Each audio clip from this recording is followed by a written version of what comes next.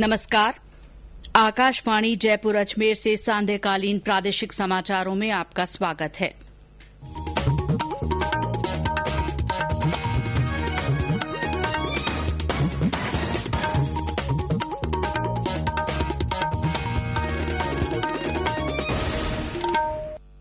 मुख्य समाचार। प्रधानमंत्री नरेंद्र मोदी ने आज सुबह लेह का दौरा कर सैनिकों का हौसला बढ़ाया। प्रधानमंत्री ने कहा, गलवान घाटी में सैनिकों ने जो बहादुरी दिखाई उसका संदेश पूरी दुनिया में गया। आईएएस राजीव स्वरूप ने प्रदेश के मुख्य सचिव के रूप में कार्यभार ग्रहण किया।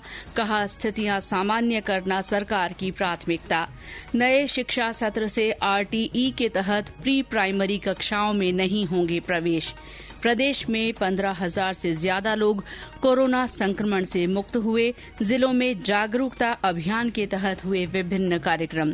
और राज्य में कई जगह उमस और गर्मी तो कुछ जगह राहत की बारिश।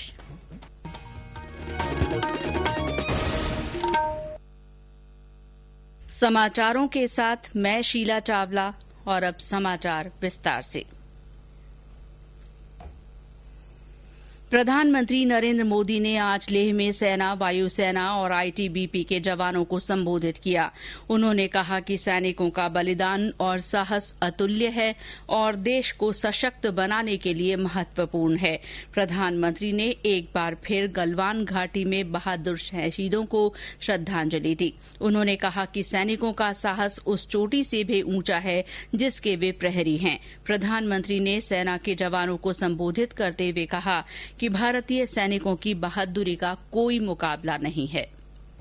जिन कठिन परिस्थितियों में जिस ऊंचाई पर आप मां भारती की ढाल बन करके उसकी रक्षा करते हैं, उसकी सेवा करते हैं, उसका मुकाबला पूरे विश्व में कोई नहीं कर सकता है।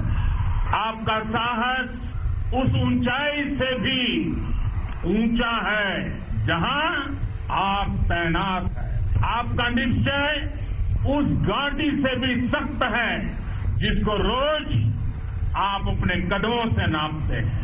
आपकी भुजाएं उन चट्टानों जैसी मजबूत है जो आपके इर्द गिर्द खड़ी है। आपकी इच्छा शक्ति आस पास के पर्वतों जितनी अटल है। प्रधानमंत्री ने कहा कि सैनिकों ने जो बहादुरी दिखाई है उसका संदेश पूरी दुनिया में गया है और सबको भारत की ताकत का पता चल गया है।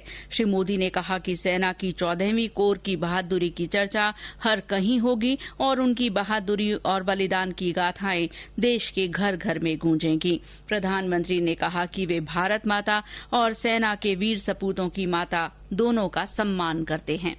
जब मैं राष्ट्र रक्षा से जुड़े किसी निर्णय के बारे में सोचता हूं तो मैं सबसे पहले दो माताओं का स्मरण करता हूं। पहली हम सभी की भारत माता और दूसरी वे वीर माताएं जिन्होंने आप जैसे पराक्रमी योद्धाओं को जन्म दिया है।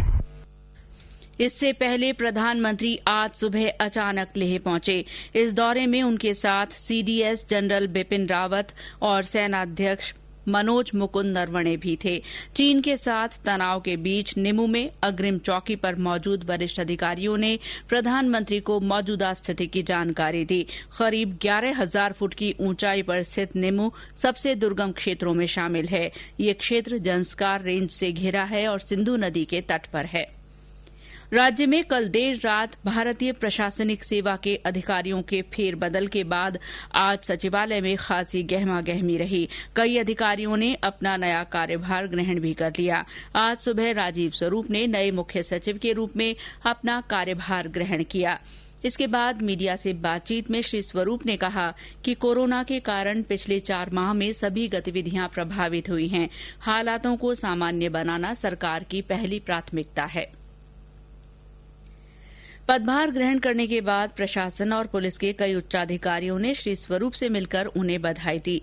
रोहित कुमार सिंह ने गृह विभाग के अतिरिक्त मुख्य सचिव, अखिल अरोड़ा ने चिकित्सा विभाग के प्रमुख शासन सचिव के रूप में पदभार ग्रहण किया। इसके अलावा अन्य अधिकारियों द्वारा भी नया पदभार ग्रहण करने की समाचार मिले हैं। इस बीच राज्य निर्वाचन आयोग ने आज एक उपखंड अधिकारी के रूप में पदस्थापित 6 आईएएस अधिकारियों के स्थानांतरण की क्रियान्विति पर 20 जुलाई तक रोक लगा दी।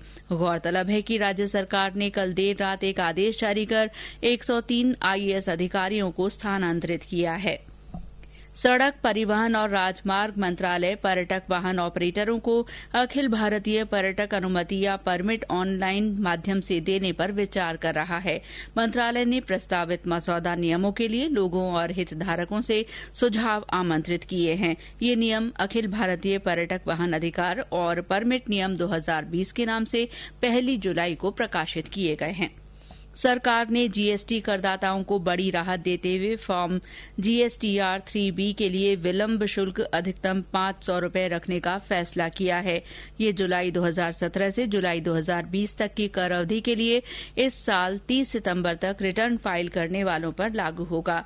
केंद्रीय अप्रत्यक्ष कर और सीमा शुल्क बोर्ड ने कहा है कि यदि कोई कर देय नहीं है तो विलंब शुल्क नहीं लगेगा। इस बारे में अधिसूचना जारी कर दी गई है। आयकर विभाग ने कोविड-19 लॉकडाउन के दौरान 20 लाख से अधिक करदाताओं को 62,361 करोड़ रुपए का रिफंड दिया है।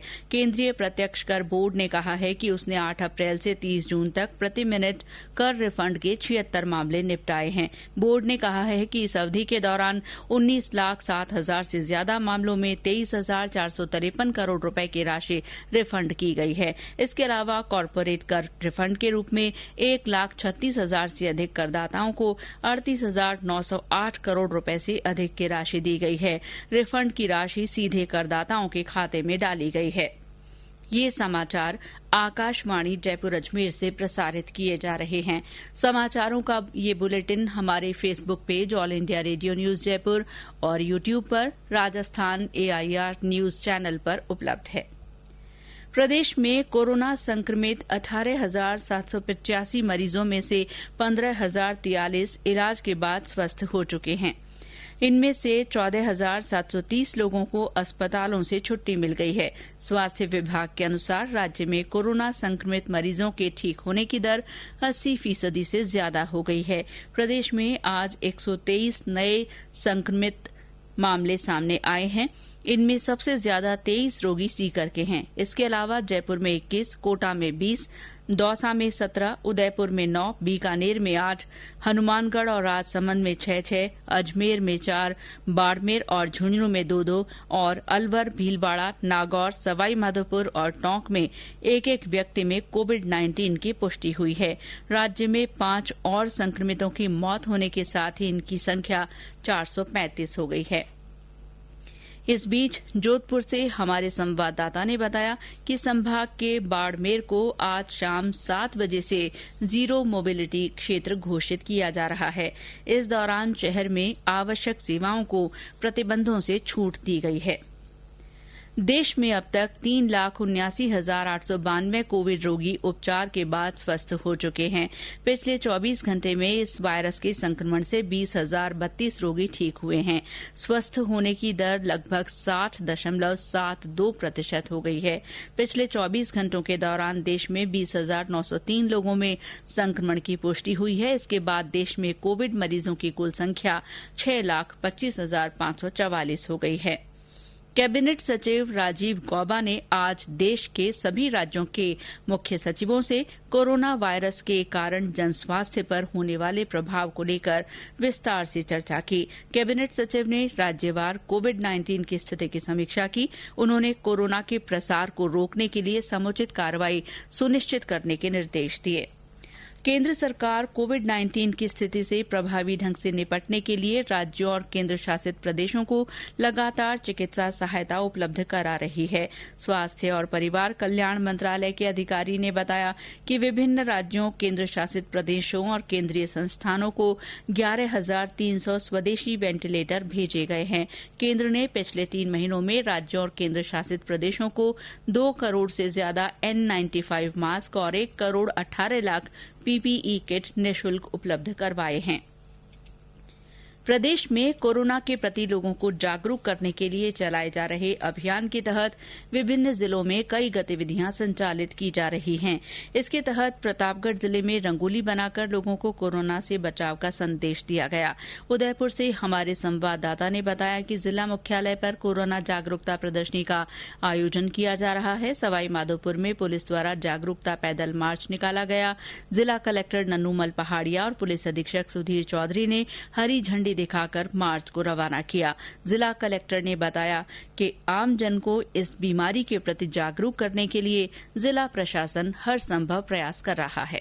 जिला प्रशासन और पुलिस विभाग के समन्वित प्रयास से कोरोना जागरूकता रैली का आयोजन हुआ है। इस रैली के माध्यम से सभी ने संदेश दिया है कि हमें अनावश्यक रूप से घर से बाहर नहीं निकलना है। यदि निकलना है तो हमें मास्क पहनना है, सामाजिक दूरी का पालन करना है, सार्वजनिक स्थानों पर नहीं थूकना है और हमें बार-बार साबुन और सैनिटाइजर से हाथ धोना है। इस अभियान को 7 जुलाई तक के लिए बढ़ा दिया गया है। बढ़े हुए निर्देशों के अनुरूप ही आज समन्वित जागरूकता रैली का आयोजन किया है। शिक्षा के अधिकार कानून के तहत राज्य में एक बार फिर बदलाव किए गए हैं। नए शिक्षा सत्र से निजी स्कूलों की प्री प्राइमरी कक्षाएं RTE के दायरे से बाहर हो गए हैं। अब निजी शिक्षण संस्थाओं में RTE के तहत कक्षा 1 में प्रवेश दिया जाएगा। शिक्षा विभाग की ओर से जारी अधिसूचना में कहा गया है कि निजी विद्यालयों को 8 जुलाई तक पोर्टल पर अपना प्रोफाइल अपडेट करना होगा। अभिभावक 9 जुलाई से 24 जुलाई तक ऑनलाइन आवेदन कर सकेंगे। 30 जुलाई को ऑनलाइन लॉटरी द्वारा प्रवेश के लिए वरीयता क्रम तय किया जाएगा। ऑनलाइन आवेदन के समय विद्यार्थी की आयु 5 से 7 साल होनी चाहिए। प्रधानमंत्री फसल बीमा योजना में किन्नू की फसल को भी शामिल कर लिया गया है। इससे प्रदेश के किन्नू उत्पादकों को फायदा मिलेगा। हमारे श्रीगंगानगर संवाददाता ने बताया कि इस घोषणा के बाद क्षेत्र के किन्नू उत्पादक किसानों में भारी उत्साह है।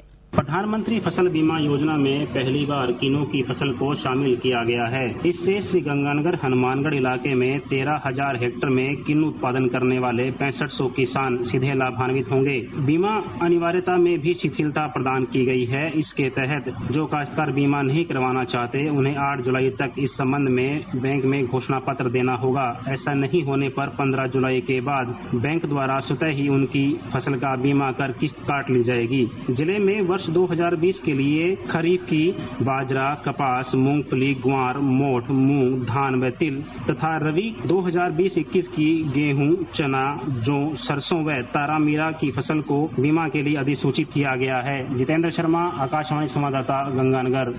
कृषि उपनिदेशक GR मटोरिया ने बताया कि प्रधानमंत्री फसल बीमा योजना में खरीफ रबी के लिए जारी अधिसूचना में बीमा की अनिवार्यता में ढील दी गई है। इसके तहत जो किसान बीमा नहीं करवाना चाहते हैं उन्हें 8 जुलाई तक इस बारे में अपने बैंक में सूचना देनी होगी। और अब मौसम। राज्य में मौसम में बदलाव का दौर जारी है। आज कई स्थानों पर गर्मी और उमस से लोग परेशान रहे। वहीं कहीं कहीं बारिश होने से लोगों को राहत भी मिली है। राजधानी जयपुर में दिन भर गर्मी और उमस रही, वहीं शाम को मौसम खुशनुमा हो गया। उदयपुर, बूंदी में अच्छी बारिश के समाचार मिले हैं। टोंक में हल्की बूंदाबांदी हुई। इस बीच मौसम विभाग ने कल बीकानेर, जैसलमेर, श्रीगंगानगर, नागौर और चूरू में लू तथा कोटा, बारां और झालावाड़ जिलों में भारी बारिश की चेतावनी जारी की है। और अंत में मुख्य समाचार एक बार फिर। प्रधानमंत्री नरेंद्र मोदी ने आज सुबह लेह का दौरा कर सैनिकों का हौसला बढ़ाया। उन्होंने कहा कि गलवान घाटी में सैनिकों ने जो बहादुरी दिखाई है उसका संदेश पूरी दुनिया में गया है। आईएएस राजीव स्वरूप ने प्रदेश के मुख्य सचिव के रूप में कार्यभार ग्रहण किया। उन्होंने कहा कि स्थितियां सामान्य करना सरकार की प्राथमिकता है। राज्य में नए शिक्षा सत्र से आरटीई के तहत प्री प्राइमरी कक्षाओं में प्रवेश नहीं दिए जाएंगे। प्रदेश में 15,000 से ज्यादा लोग कोरोना संक्रमण से मुक्त हो गए हैं और राज्य में कई जगह उमस और गर्मी रही, जबकि कुछ जगह बारिश होने से राहत मिली है। इसी के साथ प्रादेशिक समाचार बुलेटिन समाप्त हुआ। नमस्कार।